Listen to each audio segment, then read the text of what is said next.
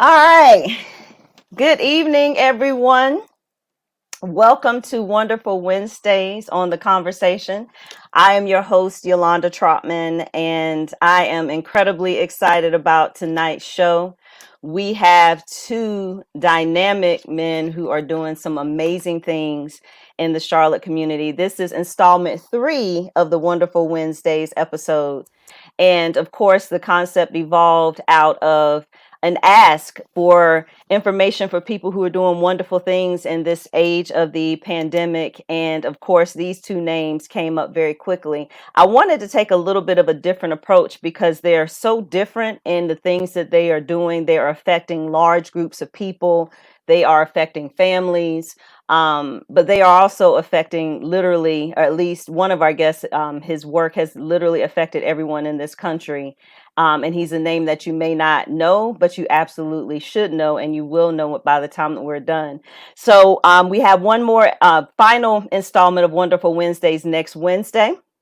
And then we are going to shift to the new series, which is called The Indictment, where we are going to be taking a closer look at the criminal justice system. That is going to be a 4-part series where we are going to be looking at various aspects of the system, but through the perspectives of multiple people. So we'll be talking about implicit bias.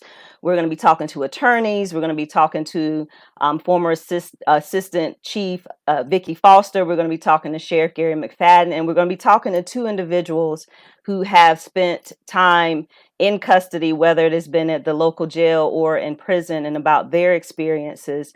And then we're going to talk to someone who their experience has shifted dramatically from where they started off in their legal career to where they are now, and without even trying became an icon.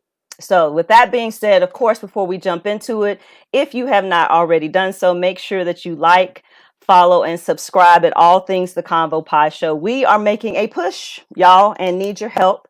Our page is just over 500, almost 600 people. So our push is to now reach 1,000 subscribers on all platforms, on Instagram, and of course on Facebook and on YouTube. So please make sure, if you have not done so, just simply Google The Convo Pod Show. The YouTube channel will come up, the Facebook page will come up, the Instagram will come up. So if you like, follow, and subscribe, we would certainly appreciate it. So tonight, our first guest is, you know what? I usually love to tell how we met. We actually met at an event, and he's gonna correct me if I'm wrong. We met at an event, I believe, in 2013, maybe early 2014, and I met him when I was in the process of running for district court judge. He ended up catering one of our events, and we have been friends ever since. He has supported I Speak Now, which is my nonprofit. And of course, anytime there's a party, he's there. So we have a long history, but what has happened, or how he actually became a part of this series, was not because of the fact that I have a personal relationship with him and I think he's just, quite frankly, awesome, but the fact that he has really shifted his business model to help people, hundreds of people, literally, on a weekly basis in this age of pandemic. So I would love to welcome to the show Nate Turner. Hi, boo! Hey. So everybody, this is Nate Turner of Your Custom Catering. Did I get the story right? Because I know you're going to correct me if I'm wrong. Did I get it right? Okay, that's what I thought. We met at Shoe, right? Yes. I feel like we met at Shoe. Yes. Okay, so I got the year right, I think. Yeah. And then we just been rocking and rolling ever since, and makes the best stuffed mushrooms in life. Oh my God, in life, among other things, but y'all, the mushrooms. Okay, let me focus. All right. So Nate, when I asked for people, your name came up almost immediately. Wow. And I know that I was following your post when you very, very early on used Your Custom Catering to start to reach out to people. But before we get into that part of Wonderful Wednesdays, now, are you a Charlotte native? No. Where are you from originally? I'm from Maryland. Okay, so how did you end up down here? I moved down here 4 days after high school graduation to attend Johnson & Wales University. 4 days. 4 days. And you haven't left since? Have not left since. So why Johnson and Wells? Was that something that you always had a love for as far as cooking? Yes, I've been cooking my entire life. My mom had us cooking in the kitchen since we were super young. Did culinary and nursing in high school, but decided to go the culinary route and just followed that. Okay. So what was the first thing that you remember cooking as a kid by yourself? Do you remember? Ooh, pancakes was definitely Regular pancakes. pancakes. No, no, no, no, no. I have a thing for blueberry pancakes. Oh, you had to From get my, fancy out the gate. ooh, I love blueberry pancakes. Uh-huh. And Yes. so how old were you? Your first meal? Oh, probably around 4 or 5. Oh, wow. Very Yeah. young. Now, I know you have siblings. I know you have a brother. You have how many siblings do you have? Oh, 10. Well, nine siblings. Okay. And Nine. where do you fall in the hierarchy, I if you will? I am it's three of us at the end. So, Hmm. yeah, third from last. And so when you came to Charlotte, was your goal to do, what was your initial goal? Was your goal to have your own business or was it to do something else? My initial goal was to get my culinary degree from Johnson and Wales, and then it was to pursue nutrition, and then I was going to work for the Charlotte Hornets and everything like that. But in 2008, with the economy downturn, Johnson and Wales didn't bring a lot of their programs to the Charlotte campus. So Hmm. they didn't bring the nutrition program to Charlotte until later on. So Gotcha. yeah. And so, for those of you who are joining us, or if you're catching us on the replay, this is Nate Turner of Your Custom Catering for this edition of Wonderful Wednesdays. We can see your comments. So, if you have questions, make sure that you drop them. Hey, Spencer. Hey, Renee, Beverly, we see you. But once you got your degree, economy changes. When did Your Custom Catering? When was the business born? Probably it was 2011. We started the company out of nowhere. Um, Chad asked me to cater a wedding for one Hmm. of his very good friends. And at that point in time, we were not expecting to open our own business or do anything of that sort. We both had our own jobs, but he saw it as my passion and was like, you just need to go for it. And we Okay. started the company. And so in 2011, well, first of all, how big was the wedding party? Believe it, the wedding party, I think they had about 8 people in it, Hmm. and it was probably about 150 at that wedding.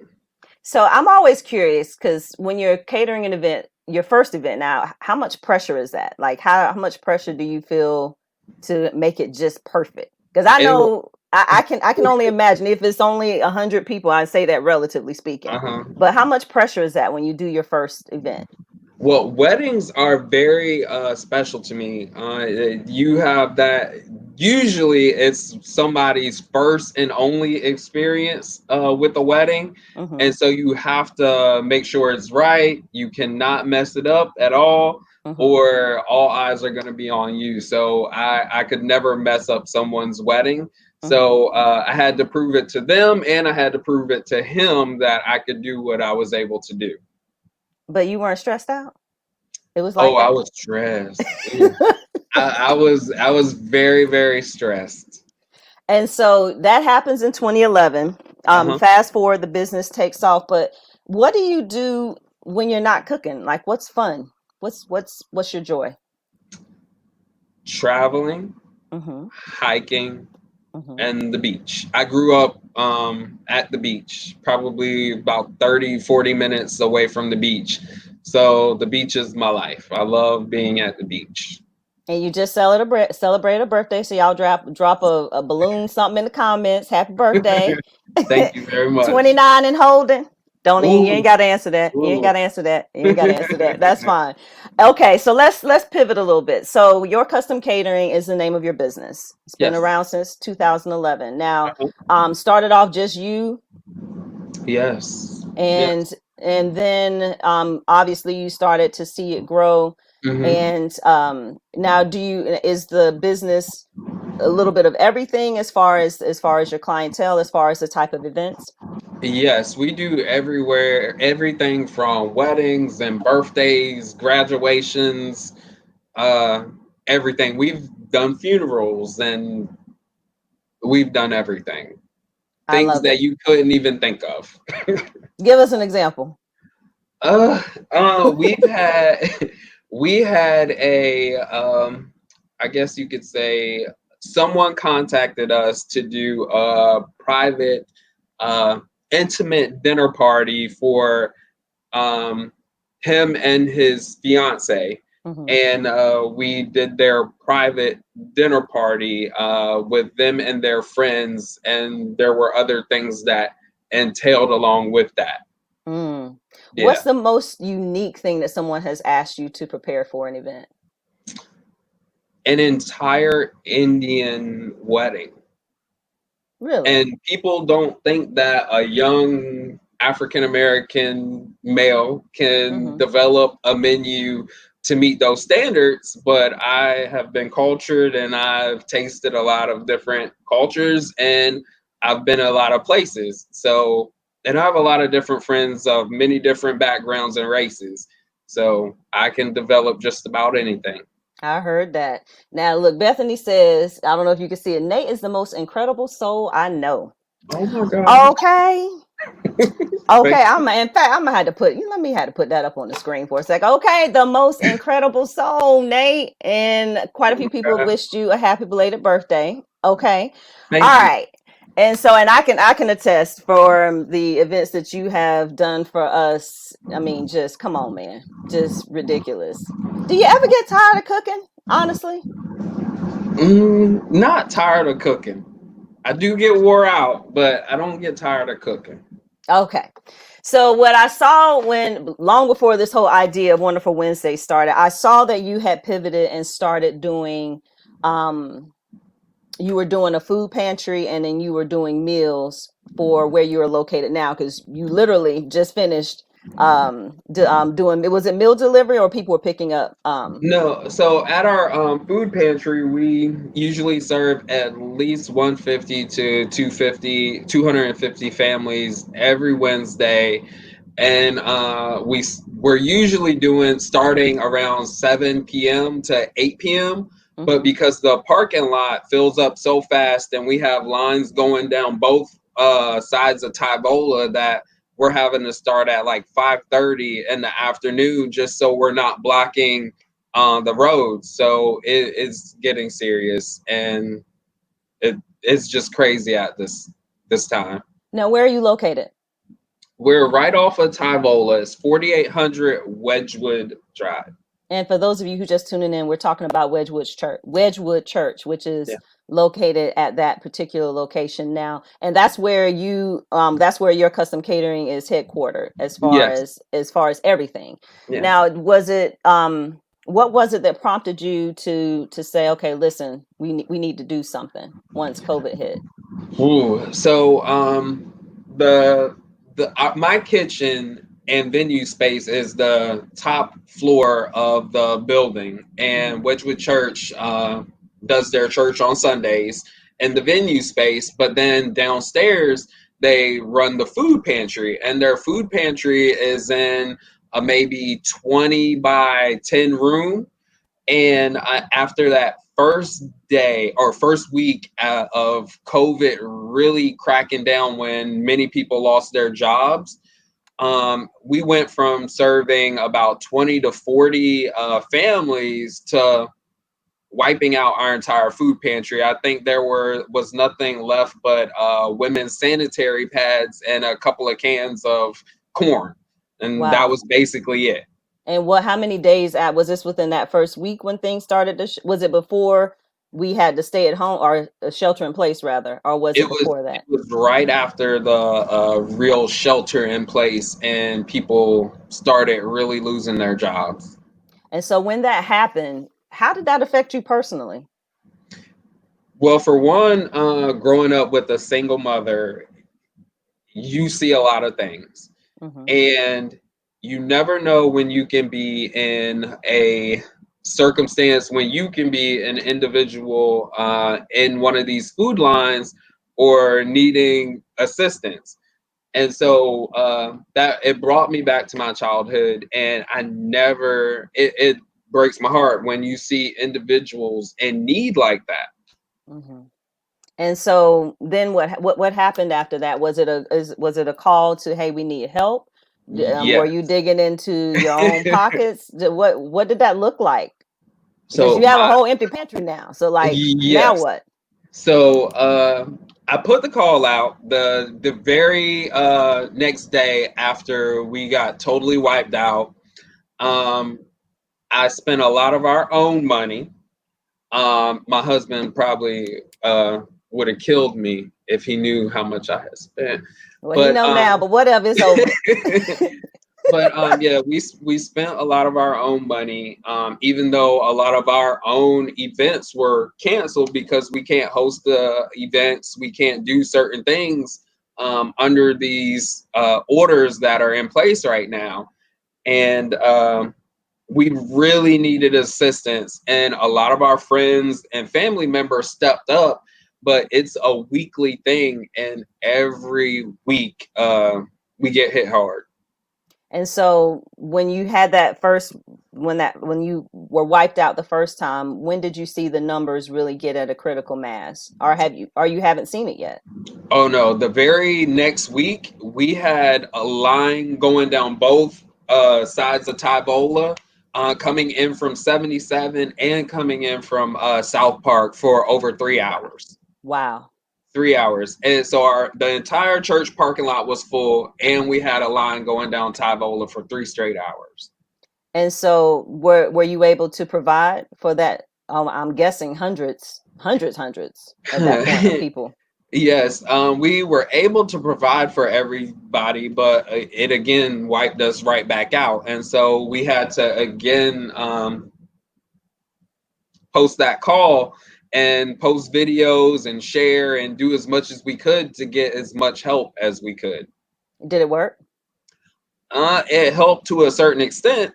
Every week, we've tried to partner with different individuals to get as much help as we can. Hmm. There are multiple farms that have contacted us and donated for us. Carolina Farm Trust, they've reached out to us and donated so much. Trader Joe's, a lot of individuals have really assisted. And so, other than you, and I'm assuming several staff members, how many people do you have helping you in the kitchen? My staff. So I don't allow volunteers to help in my kitchen. The volunteers help with the food pantry Hmm. because I'm very. I don't know if you can see that health score above my head, but Okay, is that 100.0? yes, Okay, yes. right. I'm very particular and clean, and yeah. And what are the numbers? I see some numbers behind you on the board as well. Is that the targets or what you've been able to Yeah. reach? So those are all the numbers that we're feeding daily. We've partnered with Hearts Beat is One, and we're feeding between 400 to 600 people every day. So every day we head out for lunch, and between 11 o'clock and 2 o'clock, we're feeding anywhere between 400 to 600 people every day. Now I need you to repeat that because I think people need to hear like how tremendous that is. Every single day, Every at single, least 400 people. at least 400 people. And are you going to a particular location or? Yes. So for the last 2 months, we were doing Noda, St. Luke, Brook Hill, and we were doing Sacred Souls.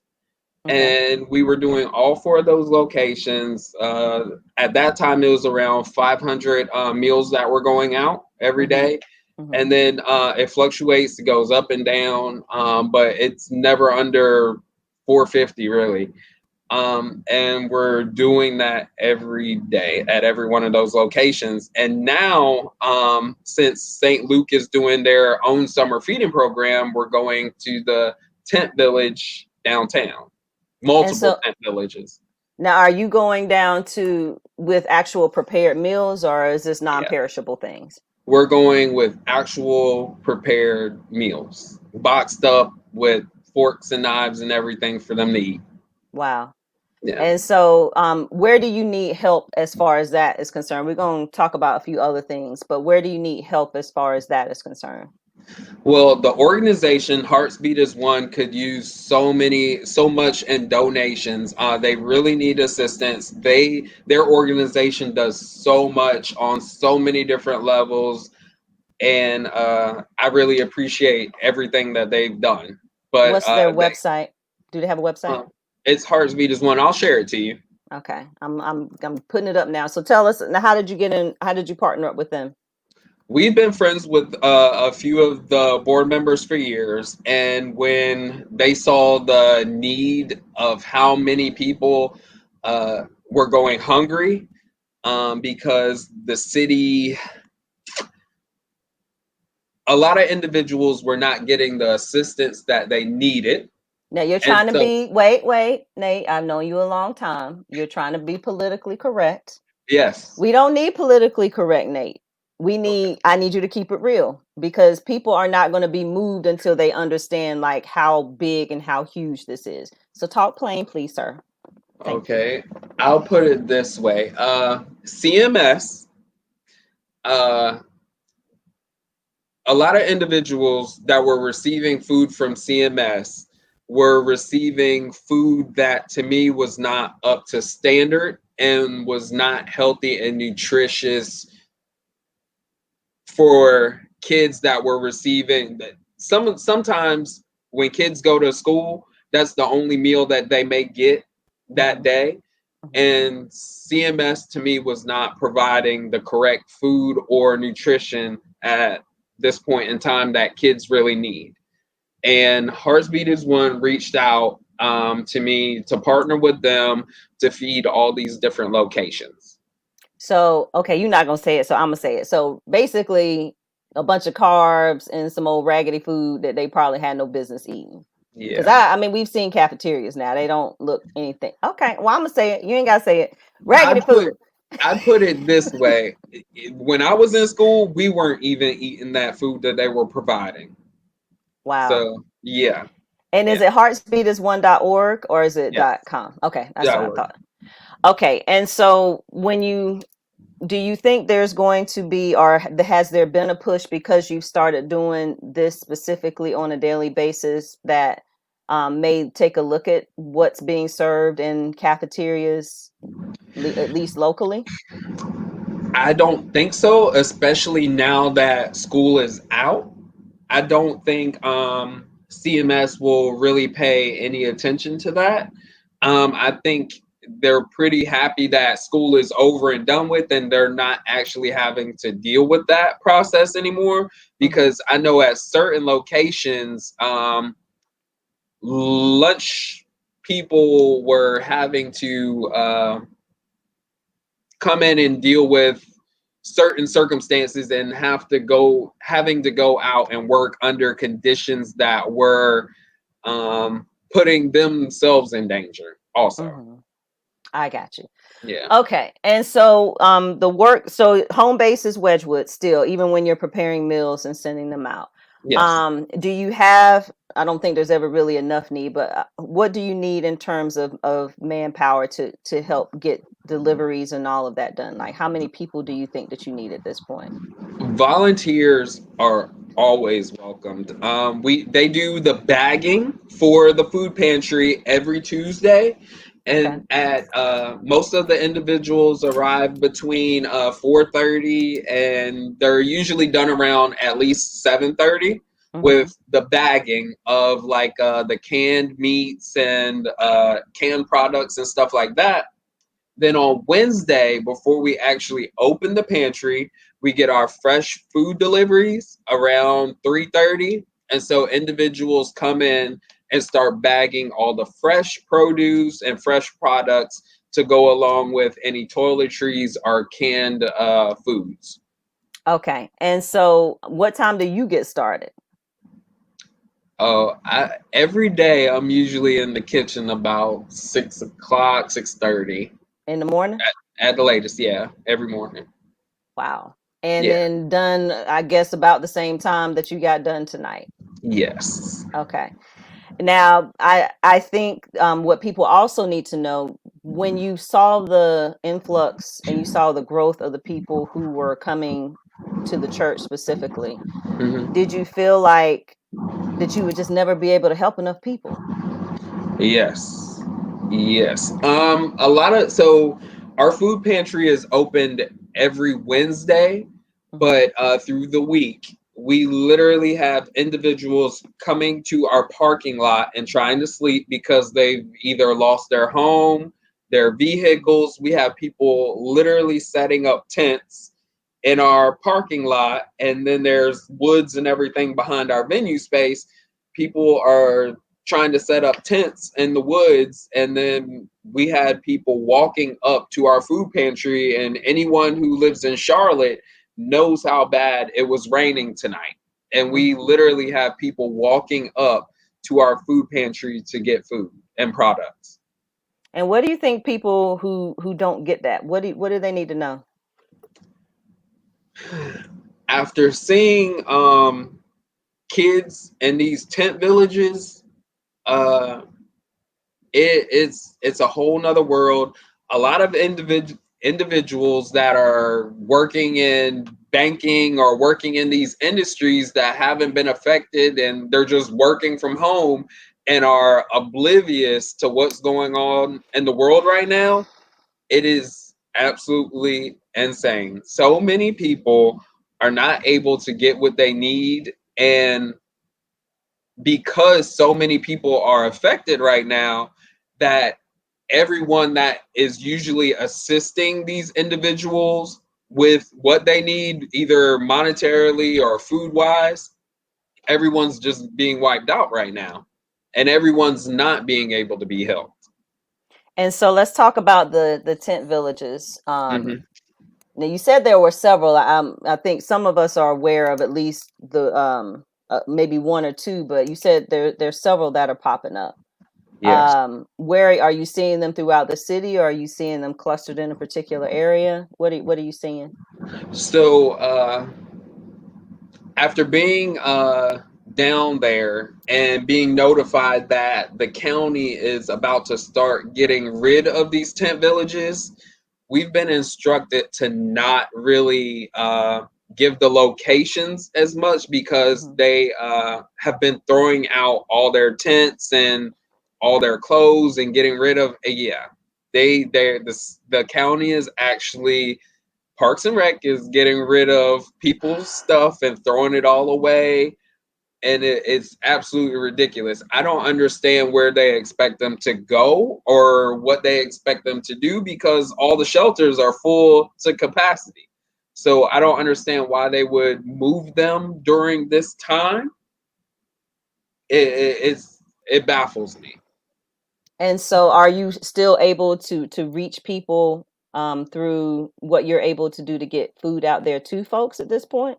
Yeah, so many individuals that have been working with these tent villages and individuals, we've developed a rapport with them. So we usually know where they're located or where they're going to be or what they may need at any given time. Um, but it's just insane what they need right now. And so I truly, and I know the viewers, whether they're catching this live or the replay, truly salute you, because to be able to do this on a daily basis has got to take an emotional toll on you. And I know that, especially with what you just described, that people are having their whatever they have left being taken from them in the name of whoever knows what, in a Yeah, city that has, at least on the outside, so much wealth from the outside, has resources, clearly can find the money for yeah. whatever we need to find the money for, and yet we have people whose belongings are in bags, and What nothing's being done. one of my biggest things, if I can Oh, say of this, course. One of my biggest things was when COVID was really hitting New York. New York set up an entire tent, a huge tent in Central Park to make a hospital, give the city, break up the, I guess, need from the hospitals, a relief for the hospitals. If we drove past the Charlotte Panthers practice field, one of the major hospitals here in Charlotte had a huge tent set up for the Charlotte Panthers. To me, the city and the county could have partnered together. We have many parks within the city.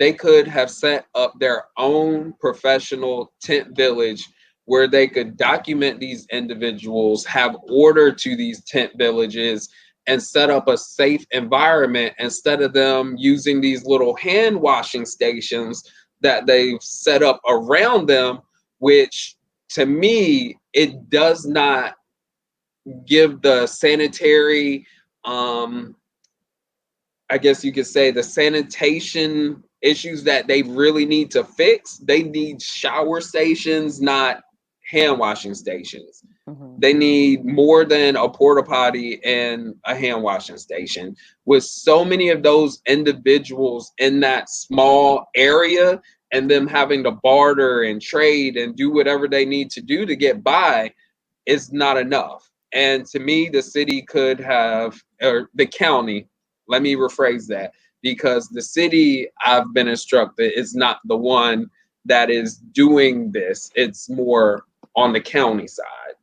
But they, to me, could have stepped up and done an organized effort to really help these individuals. Do you see, is there a light, if any, at the end of the tunnel, or do you think that this is something that we're going to have to deal with for a long time?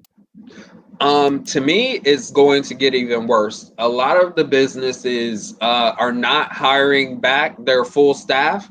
A lot of businesses that are starting to open up because of their cutback hours. A lot of the restaurants are cutting back their menu. They have specialized menus right now. They have shorter hours. They're not going to hire all these individuals back. And a lot of people are still not getting financial aid from the government. So a lot of these people, the longer this lasts, they're going to be even more homeless individuals and people that need assistance. And so at this point in time, we're what, 2 months into COVID, and there's already such a major need. Just think of what it's going to be like another 2 months down the road when so many other individuals have not gotten a job and have not gotten aid. And the county is already destroying or getting rid of these tent villages, and we're only 2 months in. And so, what would you say if you were at a county commissioner meeting right now? What would you say to them Um, without expletives? Because I know you. I really think that they need an organized effort outside of the organizations that are already assisting these individuals. I know they just gave Crisis Ministries $2 million. That $2 million that they give them, it's not going to turn around right now. They can't do everything that's needed for right now. Right now, to me, if they set up a tent that was like at the Panthers practice field and they organize these individuals instead of having them sleeping on tents in their downtown area on top of wooden pallets in this rain and these crazy thunderstorms, I think it would show a good face for the city that they were actually able to step up and do something for these individuals that are in their community. And I think people need to be aware this just isn't adult men and women. These are kids. These are complete families. This just isn't, people who this typical image of what you think of someone who is homeless. No, these are complete families with children that Every are race. finally and completely find themselves in this situation. If you're just joining us, Hearts Beat is the organization that you've partnered with. Definitely encourage you to visit their website. I'm assuming are they 501c3? Yes. Okay, so any donation is tax deductible, but let's circle back to where if you can help directly, how they can help you continue to do the work that you do. So I know you have, I know you got Cash App, I know you have Venmo. If people want to, now is it yourcustomcatering.com? Yes. Okay.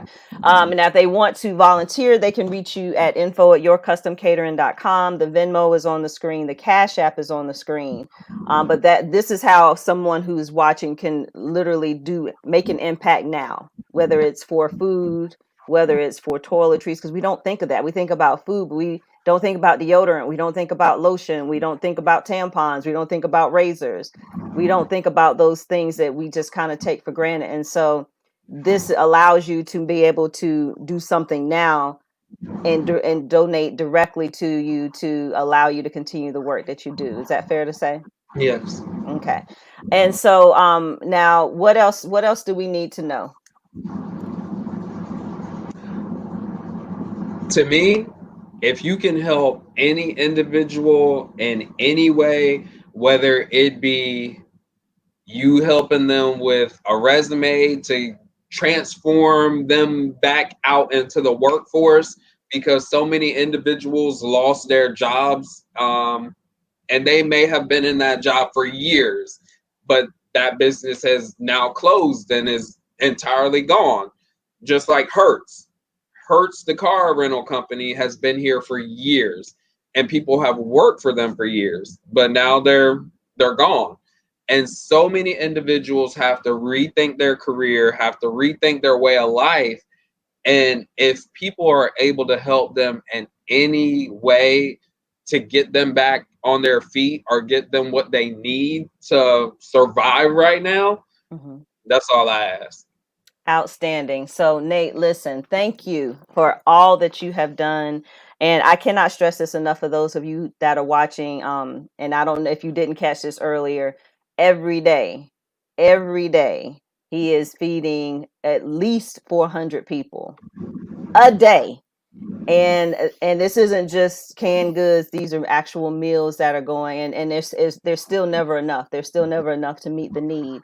So anything that you can do to help, whether it is an actual donation itself, if you can give of your time, as far as don't volunteering rather, to help take off some of that burden, all the information is here. Nate, I need you to stick around because I want to bring you back at the very end.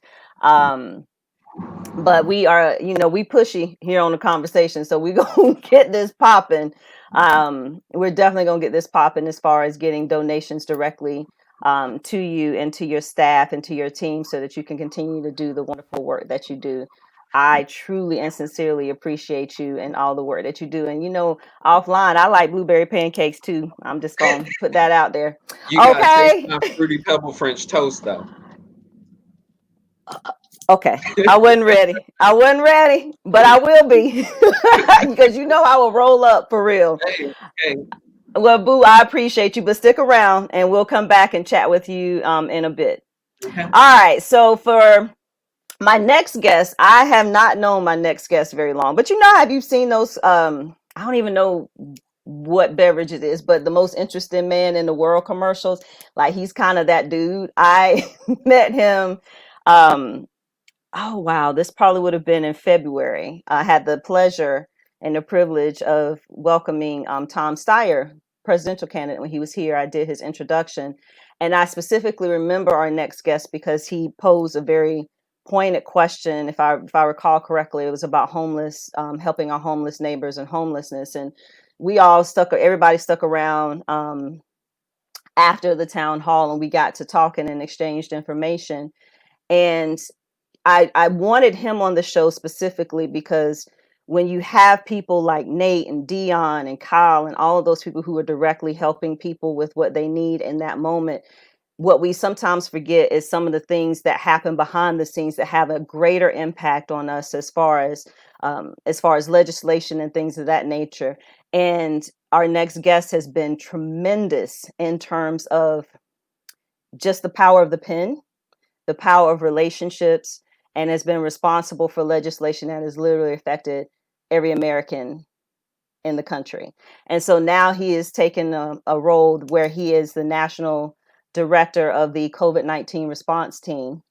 And we're going to talk about that. But I really do think, y'all, he might be one of the most interesting men in the world. But we're going to talk to him. So welcome to the show, Mr. Joel Segal. How are you doing this evening, my dear? Wait, your mic is muted.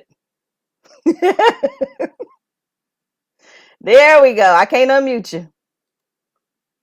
There we go. Can you hear me? Oh, I can hear you great. I was going to say, watch out, Oprah Winfrey. I will take it. How are you this evening?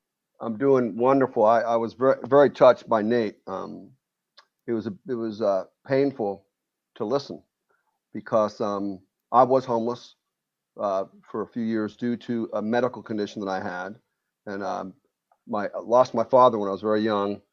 Mother, you know, for a lot of different reasons, just didn't have money, and so after these surgeries I had for sleep apnea, I was homeless, and so I never thought with a UNC law degree, and never thought it would happen to me, but it can happen to anybody. But then after I got my health back, I quit doing the legal work and went into government, and I ran Charlotte's emergency homeless shelter system, and then that led to wanting to end homelessness here in Charlotte. So I founded the Kendall Gill House, which was a transitional housing and jobs program. And I fell in love with the people because I could relate to the people. And then when I went to Congress to work for the late great John Conyers, I actually wrote the first bill to end homelessness, and I'm writing it again.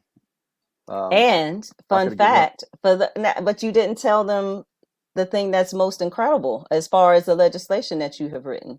Do Oh. I get to tell them? No, you got to tell them. Wait a minute, let me give you. Joel, Very tell the good. people. Tell the people. Well, I wrote the bill Medicare for All that Bernie Sanders ran on, and Mm-hmm. but I also founded the what became the Obamacare movement. I was the founder of that in 2000. Launched it on the steps of the Capitol with about 1,000 uninsured people, mainly people of color, and I spoke about being uninsured and what it was like. That's how I got into Congress, and I went to D.C. and left Charlotte to, I'm sorry, to end homelessness. My mother, Jewish mother, right, calls you right when you're doing an interview. um, so I got into the Congress, and it took 9 years to get the bill passed, and I think I did 400 congressional briefings, 300 town hall meetings. But if it wasn't for the ascendancy of a black president named Barack Obama, I can tell you. Now you said keep it real, so I'm going to keep it real. Mm-hmm. A white president would not have had the fortitude to do what Barack did, and I got to meet him and work with him. He was a genius, but he was told by the Congress, by the Democrats, don't do universal health care. And I was in those rooms with his staff, and he did it. So when we had a Democratic House and the Senate and a huge movement over 1,000 organizations, we barely got the bill over the finish line, but we got it passed, and 20 million people got health insurance. But I never thought Medicare for all would be a litmus test of the Democratic Party. Mm-hmm. Bernie would run on it. So I haven't given up on that. I think it's the best way to create universal health care. So I've had a very blessed life, but you do everything with a team and a coalition. And I think what is so interesting about your story is that you've gone on so many different paths, and it has been all rooted in service. Whether Yes. it was going to law school, and I believe you went to Carolina. Oh, no, I don't want to say it wrong. Okay, I ain't want no trouble. Go ahead. But went to law school in Carolina. You practiced. Now, did you practice law here in North Carolina? Or did you go somewhere else before you went into You government? know what? I got a joint degree in law and public policy, and it took me 4 years. So I didn't plan on practicing. I wanted to go into government. So, but I did work in several law firms in Charlotte and the Washington, D.C. metropolitan area. But I ended up working for City Councilman Dan Clodfelter for several years in Mm-hmm. Charlotte, and then ran the homeless shelter system, the transitional housing program. Then I moved to Washington, and I spent my career as the deputy director of the foster care system in DC, and then the rest of my career with Congressman Conyers. And now, which how was, did you meet Congressman Conyers? I know there's an awesome story there. It's got to be. yeah, it is. I when I was speaking about being uninsured, I got very upset when I talked about my own experiences and my mother's experience of being impoverished because of my medical bills. And after I spoke, it was Bernie Sanders, and uh, he spoke, and his staff person came up to me and said, "You should work for John Conyers."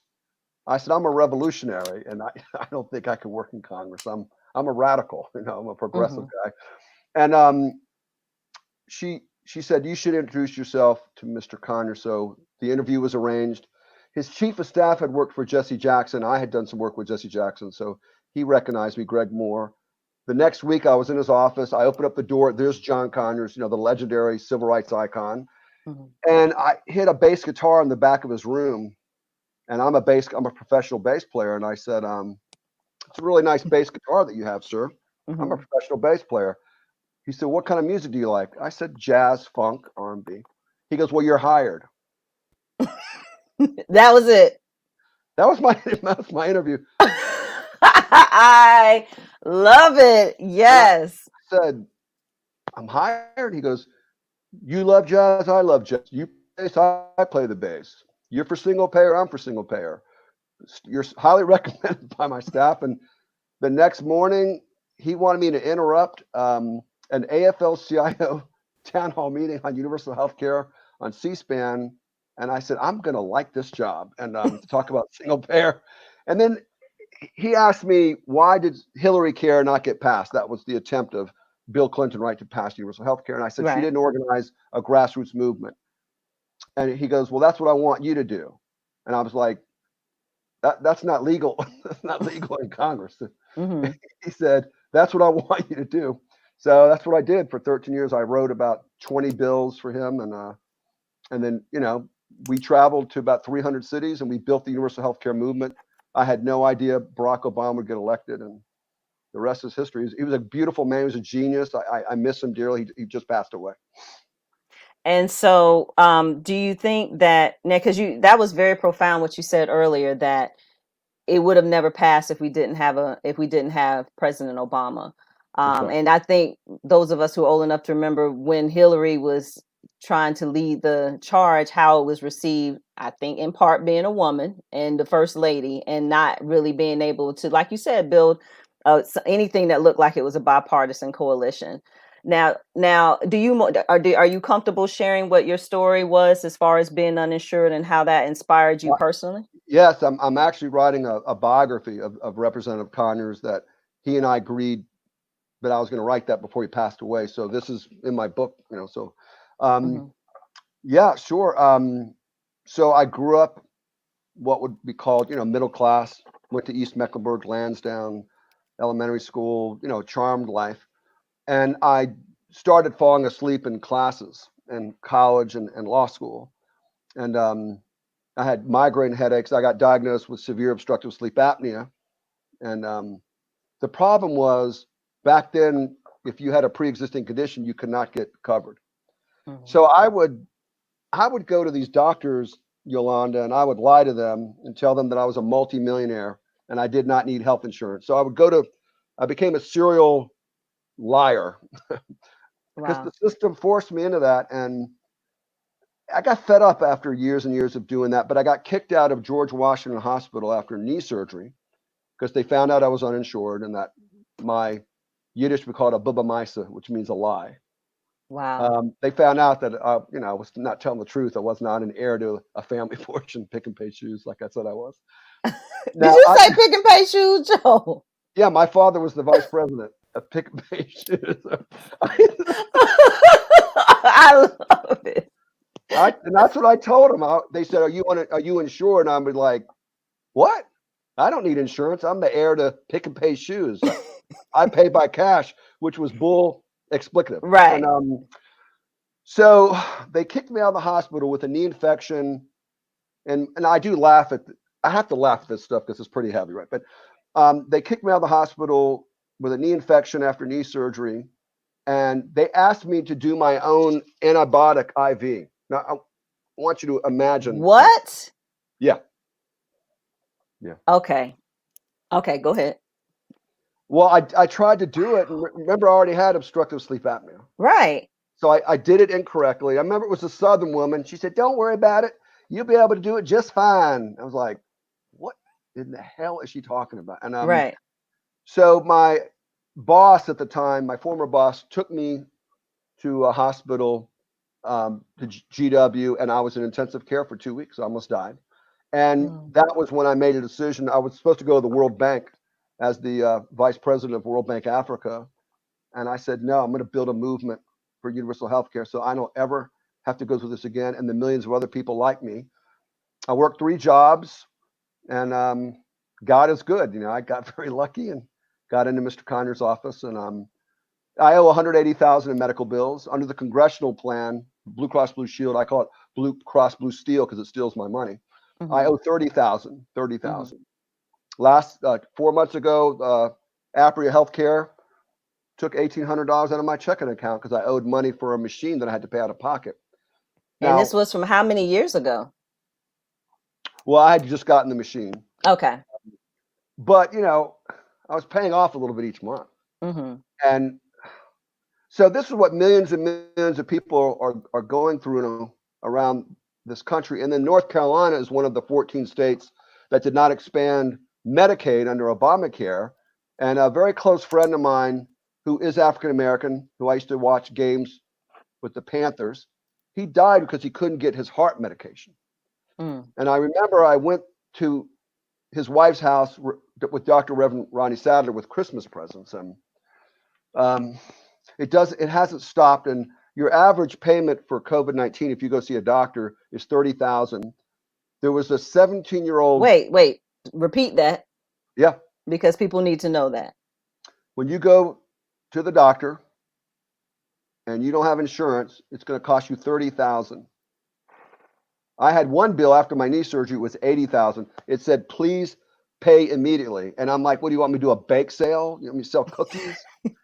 Come on, man, get real. And so 1,700 people died last year because we didn't get Medicaid expansion. So I am drafting federal legislation right now with the COVID-19 emergency response group to it would be 100% covered by the federal government to get Medicaid. So the Republicans couldn't say, oh, we don't have the money, which is a lie, of course, to expand Medicaid. But everyone should have health insurance. Medicare for all is the best way to do it. But um, we can't allow the Republicans to control the agenda, nor can we allow the Republicans or the status quo, to the defenders of what I call the old system, to have anybody homeless. Nobody should be homeless unless, if they want to be, that's different. But that's the one thing I do want to end is homelessness. I'm not going to give up on that. Now, when you went through that personally, how old were you, and what were you in Charlotte or were you somewhere else? I was Charlotte and Atlanta, and Mm-hmm. I had to move to Atlanta because I couldn't get health care here. They would not provide any health care Mm-hmm. for my apnea. So I had to move down there. So I stayed in different places. It was from well, in DC, it lasted for 6 months. Now, I was the international director of the Chinese democracy movement, okay, for a long time. Mm-hmm. And I had surgery, my fourth surgery for sleep apnea, and I couldn't make it to the bus. I couldn't go back to work. And a week later, my all my furniture was on the street. I got evicted. So I slept in a building. It wasn't abandoned. It was an office building. I slept in Anacostia, which is the urban area. I heard Mm-hmm. gunshots at night. I slept wherever I could. Mm-hmm. And, and then I went back to Charlotte to get, better. But what I saw in the homeless shelter, the majority of the people in the shelters were working people or disabled. Some had mental illness. Most of them were just out of a job. 40% were families. So it's a myth and a lie that homeless people don't want to work. It's the system has failed them. That's all the problem is, because Ronald Reagan cut the housing budget by $80 billion between 81 and 85, and he starved our cities for funding. So what we have to do in Charlotte, and if anyone's listening to the broadcast and would like to work with me and about 15 other people who've been meeting for quite some time, we want to come up with a plan to end involuntary homelessness for Charlotte and get it done, and not wait for anyone to they're not going to do anything. The city and the county will not do anything because they'll say, we don't have the money. Well, yes, we got plenty of money. We're the richest country in the world. It's we don't have the political will to do that. And where racism is involved, structural racism, is if the majority of the homeless people in the shelters were white, I really honestly believe that they would be placed in apartments. But because of structural racism, um, we look at black people. I have to be honest with you, okay? Because you told me be honest. I'm gonna be honest. Mm-hmm. As long as we have structural racism and institutional racism, that will influence our economic policies. I know this to be a fact. Most elected officials have never even been to a shelter. They never talked to the people. I go into the shelters. I talk to the people, and the majority of them hate the shelters. We have this rosy, picture of shelters. I'm sorry, but they're minimum security prisons. You lose your dignity. You lose your self-respect. There should be affordable housing for everybody, wraparound services, and a jobs program with childcare. We're the richest country in the world. We're cooperating with an evil system that it's gotta end, like slavery or women not being able to vote. We just gotta end it. And so I don't know if you heard some of Nate's comments earlier, but he was I did. talking about what he was seeing as far as the tent cities, and now Parks and Rec is kind of doing what they're doing. And I know that this issue has been very personal for you for a long time. What would you say to the average person who shares or either doesn't know or knows now, like how serious this is? What can we do collectively Uh, um, yeah. to shine a light on this issue to where it really matters? Because people aren't thinking about kids that are homeless. They're not thinking about entire families. The perception is still very much an 80s perception, I think, in terms of what a homeless person looks like. It's the person that's at the corner with the sign. They're not seeing that these are real people, real families and kids that are being put into a situation that they didn't ask for. I mean, it could have been a paycheck or two. I mean, most of us are a month. I mean, if COVID didn't show us anything else, and we all went through this, oh my God, I'm 2 months away from what do I do next? And so I'm going to go on a tangent. I No, apologize, no. but I mean, but what would you say to somebody who's listening to this either live or on the replay? Like, but what can we do? Well, first of all, you didn't go off on a tangent. I loved what you said from your heart. First thing I would say is join the COVID-19 emergency response group, because we are drafting legislation to end homelessness. And you could just email me at joel.r.segal@gmail.com, or you can call me at 571-344-1518. I'm a grassroots bottom up person. That's what I've always done. I serve God, and that's it. I want to help people. The second would be to work with me and many others who literally are going to come up with a bill to end involuntary homelessness for our city. And we're going to present this plan to the city council and the county commission. I'm getting paid to do this, Yolanda. So my Mm-hmm. my boss is the largest developer of affordable housing in New York City. So I get to do this for my career, and I'm very lucky. Mm. So and I would also like to have people come on your show who are experiencing homelessness, because we don't get to hear them. I worked with a woman who was 16 years old at the women shelter, the Salvation Army shelter, and she used to cry when I'd take her. She was at Central Piedmont, and I used to take her to lunch and tell her you should be a lawyer and don't give up on your dreams, so forth and so on. And she would cry, I can't go back there. She called me dad, because I can't take it. And she was molested. She was sexually molested. Mm. Um, Furthermore, how can you do social distancing in a homeless shelter? You can't. There shouldn't be one person right now, not one in a homeless shelter. They should be placed in apartments. So that is one thing that I am going to be working on. Um, if we didn't have a homeless problem, we wouldn't have to worry about social distancing in a shelter, would we? And if we didn't have a prison industrial complex, which is the result of structural racism, structural violence, poverty, which is what creates the prison industrial complex, a large percentage of people who are in the men's shelter and the shelters that I ran just came from prison. Because when you come from prison, you have nowhere to go, because we have no national policy to help people who are just the formerly incarcerated. A large percentage of people in the prison population now have COVID-19, because, as Pope Francis would say, they are throwaway people. You don't throw away God's children, whether they're in jail, in a homeless shelter. We have to work now There's an old system. We need a new system that's compassionate, that cares about people, that's solution oriented. We have the money. We're the richest country in the world. Don't let anyone, Yolanda, ever say we don't have the money. No, we have trillions of dollars. We have so much money that we give it back in tax breaks to billionaires. And so now, Fine. now let's talk about your current role, because Sure. you are back in it again. We you just can't. There's you know that this is your lot in life. Like, you can't possibly just go somewhere and lay down. Like, that's just not gonna No, happen. I tried, You and tried that? No, no, I sir. tried. So you are now the national director of the COVID-19 response group. Right. Now, tell us about that, and how did you get into that particular role? Thank you for that question. So I'm the national director of the Justice Action Mobilization Network, which is probably one of the largest communities of color, minority led climate change and poverty organizations in the country. And we've introduced a lot of bills in Congress on climate change. I worked with an organization here called the Climate Leaders of Charlotte to pass an historical uh, program and resolution where Charlotte is going to use solar and wind, go to 100% clean renewable energy in the next 10 years in housing and transportation sector.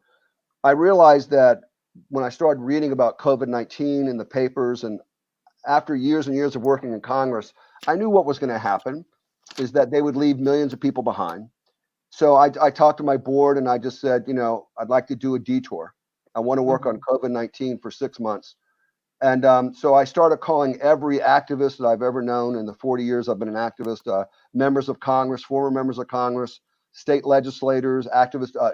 Mayor Jennifer Roberts is one of our leaders. And we have a town hall meeting every Friday. And in fact, I would love to have your last guest to be one of our speakers, and you.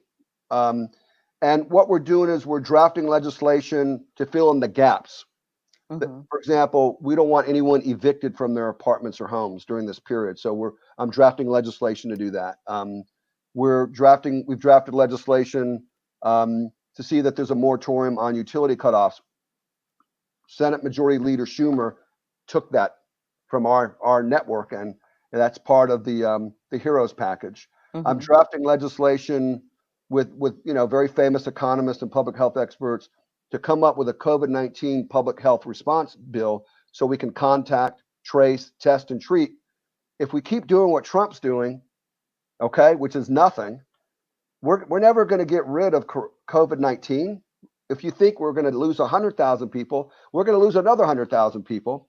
And so we're fighting back, against that by introducing legislation, doing town hall meetings, lobbying for our bills. It's a lot of work, but it's well worth it. And we're going to win. But if we don't all get involved in stopping the spread of COVID-19, making sure no one's evicted, no one gets their water, utilities cut off, everyone should have a $2,000 a month stimulus check. Well, you can't live off $1,200. Come on. One Um, time. One time at that. I mean, it's insane. Do you Okay, so let me ask you this though. But yeah, in the current political climate, I think a lot of people have become disenfranchised and apathetic.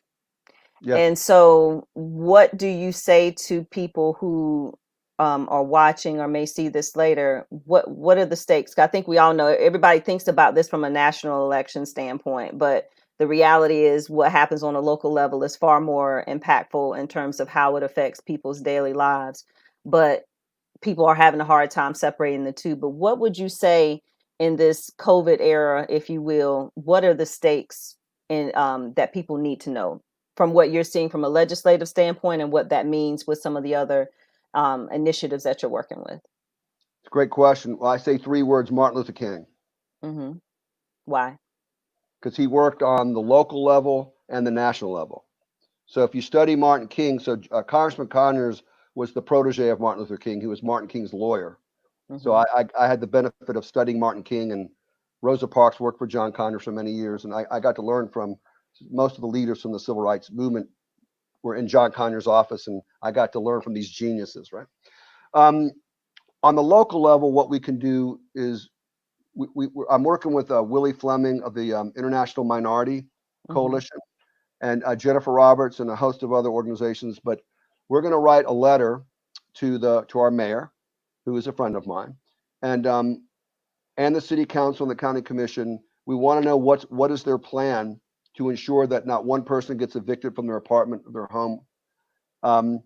They don't get their internet cut off, their cable cut off, and that they have food. We want to know what's the plan. That's number one. Number two, if we're gonna have 50,000 Republicans coming to Charlotte, what's the plan to make sure they have PPEs so they don't like spread COVID-19 to the rest of the population? Because Duke Energy needs to go public and say, I work with Duke Energy, negotiate with Duke Energy. They need to go public and say, we're not going to turn anyone's utilities off. We need the landlords to say, we're not going to evict anybody. Here's what I think is going to happen. I think when June comes around and more people out of work, even though there was a moratorium on evictions through, I think it's going to end in June, I guarantee you that the evictions are being processed right now. They are. Okay. That's capitalism. Now we know how it works. The role of government is to protect the people from the powerful and the well-connected and what I call the ownership class. And I've been doing this a long time, Yolanda, and you have to negotiate. You have to sit down with people, elected officials, the private sector, and go, let's do what's best for everybody. Let's come up with a plan to keep people in their homes and to make sure people have food on their table. That discussion we have not had that discussion, and we the people will make sure that discussion happens. Now, there's a question from Roderick. He wants to know, is there a website or a social media account that we can follow to either get involved or to stay informed? Yeah. Well, right now it's called Build a Movement 2020. Okay. Build a Movement. .com? If they Google Build a Movement 2020, it'll take you to the website. But for right now, I want to let people know the Jamlin website, I had to change the webmaster, so it's getting ready to go back up.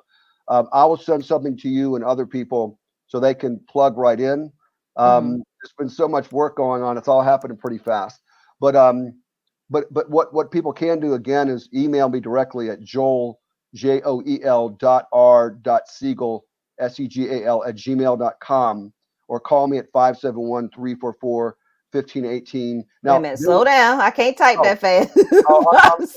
I'm so sorry. 571. Yeah, sorry about that. 344-1518. And they can contact you directly. Yeah, I take calls literally not only from Charlotte but from all over the world, and I don't believe in top down. I don't organize that way. I do bottom up. Universal healthcare movement was founded by uninsured people from across America. I don't like the elite, I'm important nonsense. I'm a grassroots person, and I'm pleased have people call me, because we can win this. Let me tell you something I've learned from universal healthcare. And I also led the effort on global AIDS, and I brought in Bono, the rock star Bono. I brought him in and led that effort in Congress, and we got $15 billion from George W. Bush for Africa and the Caribbean on global AIDS. Otherwise, it would have been a Holocaust. So what I've learned is you don't need the majority. You need an energized, engaged minority of citizens. And you take a Yolanda, an attorney named Yolanda Troutman, a former judge. Someone like you can have a tremendous amount of influence. Colette Alston, Black, I always get the Black Political Coalition or caucus. The African American caucus, yeah. I mean, she's dynamite. Former mayor, state legislators, citizens. We got to appreciate the democracy that my grandparents and my great grandparents fled the Soviet Union because they were being murdered by the czars and their troops. And half of my family died in the Holocaust. We are so lucky to be in this country. But we got to participate in our democracy. We can't point the fingers. And we got to be motivated by love of everybody, even your adversary. Have I taken over parks and done civil disobedience? I sure have. And I'll do it again when I have to. But I always believe that if you work from a place of love and God and spirituality, and then add logic and a solution, you can win almost every time, but for some reason people get tired, and I understand that. But there comes a time where you gotta speak truth to power and fight for the people, not the powerful. And that's where we're at. COVID-19 has illuminated every structural problem with race, racial minority health disparities, homelessness, lack of food. I'm writing a bill right now to make sure that if you either get food stamps now or you've applied for um, uninsurance, unemployment insurance, Hmm. or you make below $75,000 a year, you would get for 6 months a card, which is a food stamp card, basically, SNAP Hmm. card. No one should wait for 6 hours in a food bank. Nate Turner is a hero. I heard what he said. It's amazing what this man has done. Hmm. But every person should have healthy food right now. 1 out of 5 people are food insecure. And then not only should they have that card now, we should end hunger. How can we be the richest country in the world with millions of people hungry in food deserts? They don't get nutritious food. That's why you have the high rates of diabetes and illnesses, because we're too greedy of a nation to figure out a way to get food to people, healthy food. It's not that hard, family. You just Hmm. gotta just say no one's going to be hungry during COVID-19, and no one's going to be hungry after COVID-19. We have an old system. Time for a new system. Absolutely.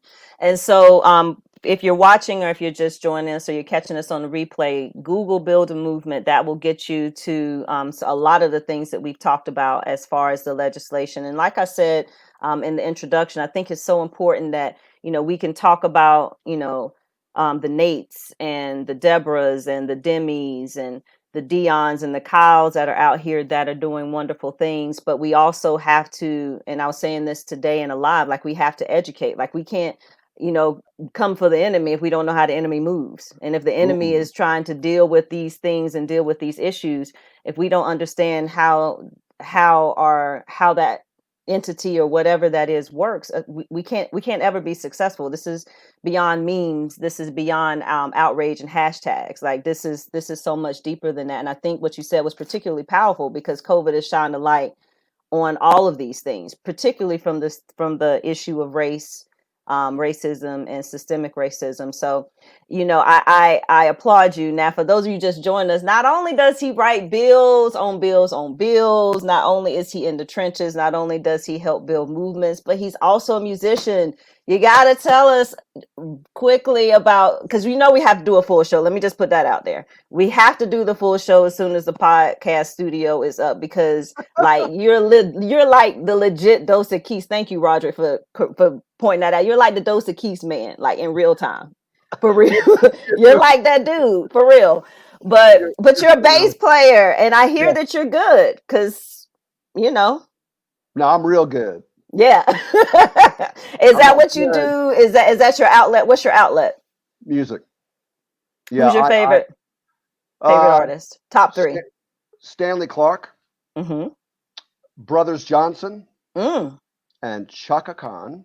Shut your mouth. No, I'm Those not. are your top three. I'm not shutting it. And then Prince.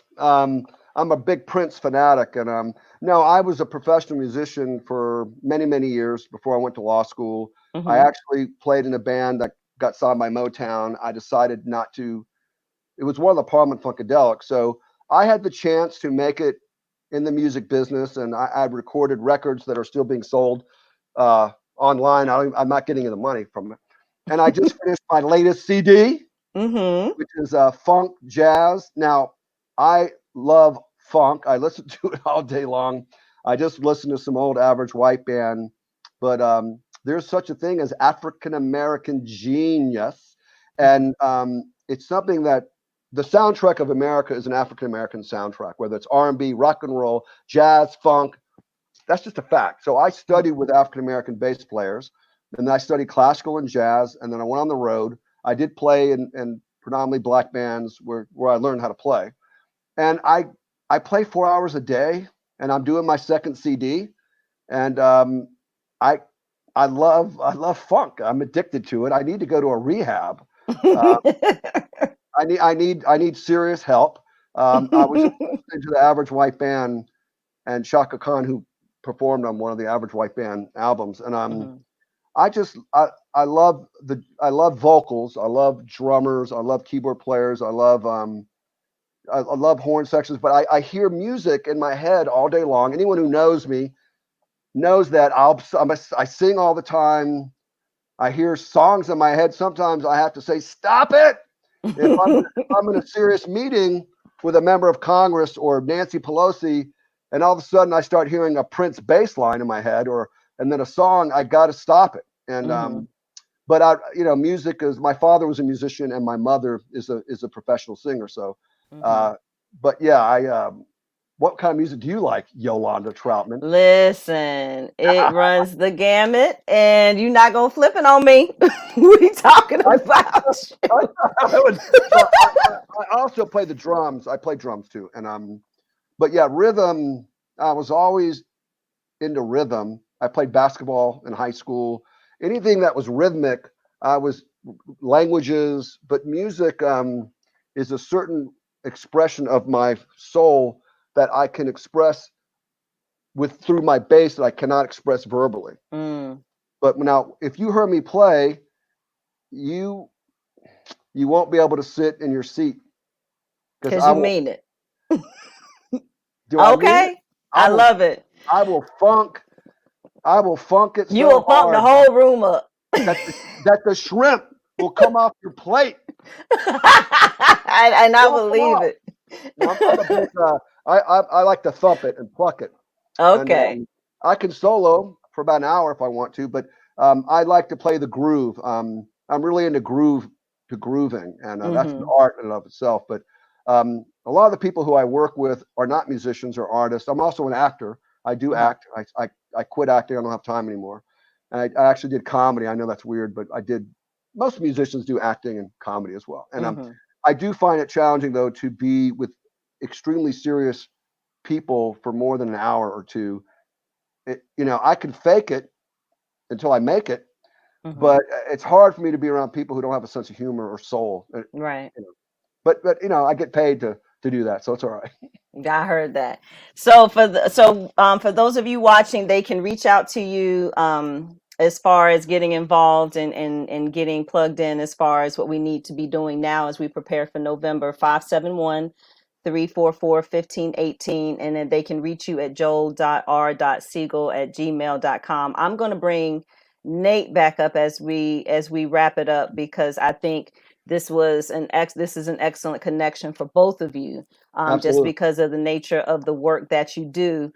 Gentlemen, I want to thank you so much for joining us tonight on the conversation. This is certainly not the last one. I definitely have to do a full show with both of you, with the pictures and all the extra and all the, all of that, because your stories are so fascinating. And I think Nate, hopefully you and Joel can connect offline because your passion for the people, and your passion for service is undeniable. So as far as for how you can get in touch with either of these phenomenal gentlemen, Nate, you can reach at info, and these are the email addresses. This might be the easiest way, is info@yourcustomcatering.com.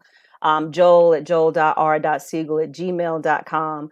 So that you can, for Nate specifically, if you can donate of your time, your talent, your treasure, you can do that directly with your custom catering. And then of course, then we go back to the Venmo and the Cash App, which is up here as well, where you can donate directly to the work that he's doing so he can continue to feed the hundreds, literally hundreds of families that he's reaching every day. So, and then of course, like I said, with Joel, as far as the behind the scenes work, is still people power, is still a movement that has to be built.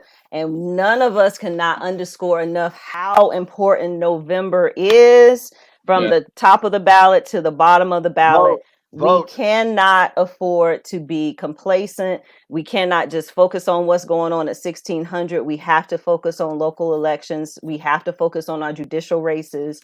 We have to focus on all of those things because it's those positions that affect the lives of everyday people. So, Nate, I'm gonna turn it over back to you. So of course, like I said, I just, you, I don't think Joel and I say this lightly. You are a hero for A the work hero. that you have done And I know you're humble. I know that, but you're gonna have to take these flowers. Take them now. You better I take- have I work with an amazing team that allows me to do what I'm able to do. I know my y'all. I'm sorry. Foxy just decided she wanted to be in the shot. Down. Good gracious. Anyway, but shout out your team. Who's on your team? Katia, Lynn, who has been with me forever, Chad, and a few other individuals. Okay. And is there anyone else that you want to give a shout out to as far as making all of this come together? Betsy, who runs the food pantry, Mm-hmm. Mario, Todd, Chad, Mm-hmm. and all the other volunteers, friends, and family that are out here all the time with me in the pouring rain the last 2 weeks, feeding all these individuals that we can. Okay. Thank you. And tell Chad what Chad, your better half. He's everywhere and Yeah. handles it and helps to hold it down. So Joel, I'm gonna give you the last word. Anybody in particular that you want to shout out, and what specifically do you think is the most important thing people need to be focusing on now in this COVID age? Help Nate. Help, help Thank Nate. you. Help Thank Nate feed the Nate. You got a beautiful spirit. I can't wait to meet you Thank you. and work with you. Help Nate. Help Yolanda. If anyone calls me because they want to get involved in the activism, you will receive a free CD from yours truly, Joel Segal, called Funkology 101. Joel Segal Sessions. You won't regret it. I don't know if you can handle the funk. Maybe you can. I don't know. But Well, you will Joel, get a free Joel, CD from me. Joel, when all this is over and I can open this venue space back up again, I need you to come perform. It's my honor, Nate. Okay. Okay. I'd love to. Be Okay. great. Thank you. And Yolanda, you are an incredible talk show host. I'm on these shows seriously 6 times a week. Okay. Pacifica, LA, DC. I'm on all these podcasts. Your questions are very penetrating and very, very emotional and very, very intellectual, as would come from a judge. But you need to go national, my friend. You Yeah. are a superstar, Thank you, and Boo. I would like to try to make that happen. But you are terrific, and I'm honored to. This is our second chance we've had to talk, but I'm honored to be on your show. Well, thank you so much. And so, but the last question I have for you, Joel, is what is the most important thing that people now, what do they need to be thinking about now in navigating this COVID space? Register to vote. Yes. Register to vote like you've never voted in your life. That is the one thing I am working on with the COVID-19 Emergency Response Group at the highest levels of the Democratic National Party. And that's a new collaboration with the progressives, the Bernie Sanders folks, grassroots people, to make sure that everyone votes, that we make sure that the $20 million that the Republicans are going to spend to suppress blacks, Hispanics, and youth, they're going to have armed militias probably at the polls. I'm not kidding you. They're going to have 50,000 people. We have to have our people at our polls, okay? But also register, make sure you have not been purged. 17 million people purged off the voting rolls since 2014, mainly African American and Hispanic and Native Americans, which is evil. And then number two, if we have to vote by mail, then vote by mail. But whatever it takes, you got to vote to get rid of the Trump, what I call the Trump dictatorship, and the McConnell dictatorship. These are the two dangerous men I have ever seen in my life. They got to go. We need a Democratic House, Democratic Senate, Democratic White House, Democratic state legislators. We got to elect progressive judges, but we got to vote in November. I couldn't put it any more plain than that. Now, with that being said, listen, again, thank you, gentlemen, for gracing us with your presence and your time. Obviously, I'll be taking some clips and making sure that this continues to be a part of the conversation, because we're going to be circling back with a follow-up to Wonderful Wednesdays later in the summer. Now, next week, our final two guests for this segment will be Adrian 3 of Hope Vibes. They actually are dealing with the issue and they just received a grant, I believe 50,000 from the United Way, where they have mobile showers, and an ability for people to wash clothes, things of that nature, to address some of the issues that Nate that you're seeing. But it's just a small part of what we have to do on a larger level. But we have to start somewhere. And then Charles Robinson, who has been involved in the community for years and years and years. So I'm excited to have them both on the show. And then we're going to move to the new segment, which is the indictment, which is my baby, where we're really going to do a deep dive into the criminal justice system. We're going to talk about implicit bias, structural racism, and we're going to ask some of the tough questions of some of our elected specifically Gary McFadden, who is our sheriff, and have real talk conversations about what we're seeing. So I'm incredibly excited about that. So again, for those of you, as we close out, make sure that you do whatever you can, time, talent, and treasure, to support Nate and the work that he's doing. You have to get involved. We can't sleep this election out. You can't allow social media to dictate your thought process and a meme to get you mad about some foolishness and sound bites. We don't have time for that, people. November is right around the corner, and we also have to make sure that we are staying healthy, both physically, both mentally, and emotionally. So thank you so much, gentlemen. If you have any questions, make sure that you reach out to us, but make sure that you reach out to them directly. Stay safe, take care of yourselves, and more importantly, continue to take care of each other. Good night, y'all. Thank you both. Thank you. Thank you, Nate. Thank you, Yolanda. All right.